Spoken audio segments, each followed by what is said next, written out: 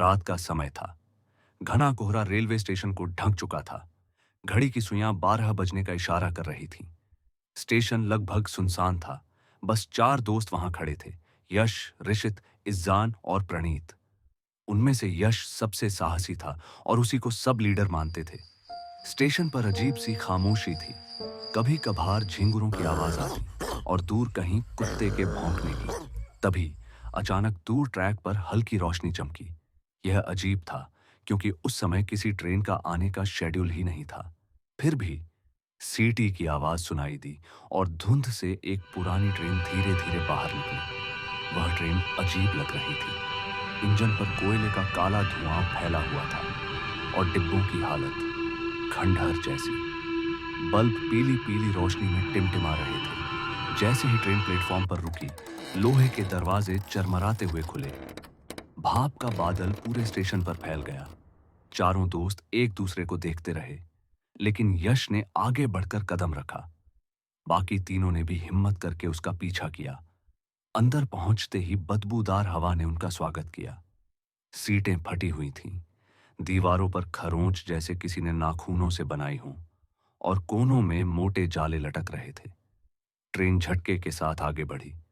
Platform धुंध में खो गया। कदमों की आहट लकड़ी के फर्श पर गूंज रही थी। ऋषित ने दीवार पर पुराने विज्ञापन पोस्टर देखे। उन पर तारीखें दशकों पुरानी थीं। इज़ान को एक फटा हुआ टिकट मिला जिस पर 50 साल पहले की तारीख छपी थी। सभी के दिल की धड़कन तेज हो गई। यह कोई साधारण ट्रेन नहीं थी। रोशनी बार बार टिमटिमा रही थी। जब भी अंधेरा होता, उन्हें किसी आकृति की झलक दिखाई देती। कभी खिड़की के पास, कभी दरवाजे पर। और जैसे ही रोशनी स्थिर होती, वह आकृति गायब हो जाती। ट्रेन की रफ्तार बढ़ रही थी। दोस्तों ने सोचा कि इंजन तक जाकर ड्राइवर से बात करें। वे आगे बढ़ते गए, लेकिन हर डिब्बा बिल्कुल पिछले जैसा ही था। जितना चलते, उतने ही डिब्बे निकलते जाते, मानो ट्रेन कभी खत्म ही ना हो। अचानक ठंडी हवा चली। सांसों की भाप नजर आने लगी। अगले ही पल यश ने देखा, डिब्बे के छोर पर एक सफेद साया बैठा था। उसका सिर एक ओर झुका हुआ, आंखें खोखली और काली, और फिर होंठों पर भयानक मुस्कान। लेकिन जब रोशनी लौटी, वह सीट खाली थी।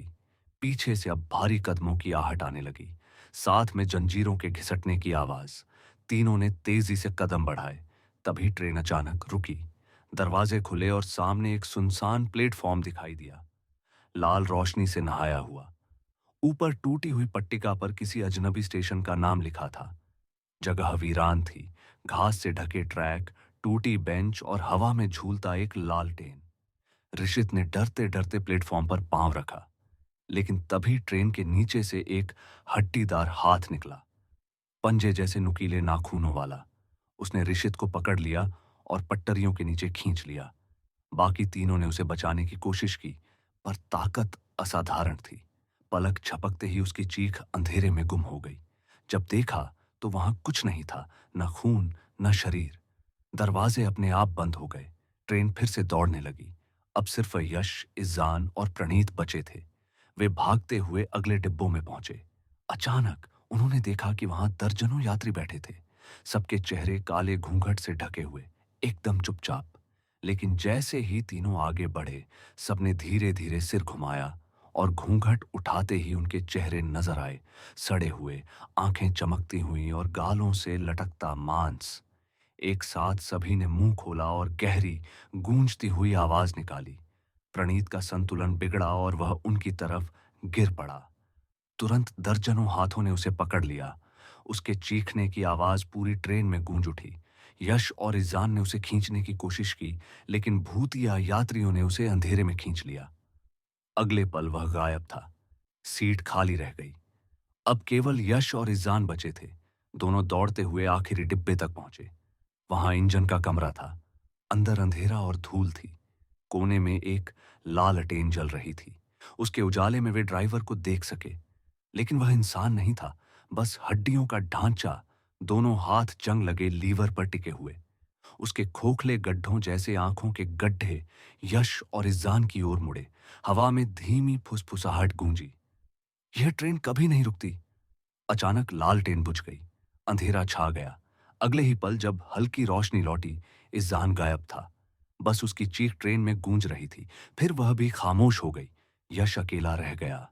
चारों तरफ साए जमा होने लगे। खिड़की से बाहर उसने देखा, न ट्रैक न स्टेशन, बस अनंत अंधेरा। ट्रेन अब शून्य में दौड़ रही थी।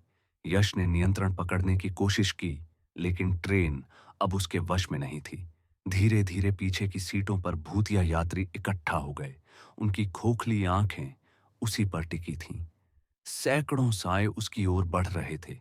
इंजन की सीटी लंबी और भयानक गूंजी। फिर आखिरी रोशनी भी बुझ गई। ट्रेन अंधेरे में समा गई और यश भी हमेशा के लिए उसी का हिस्सा बन गया। स्टेशन पर किसी ने उन्हें फिर कभी नहीं देखा।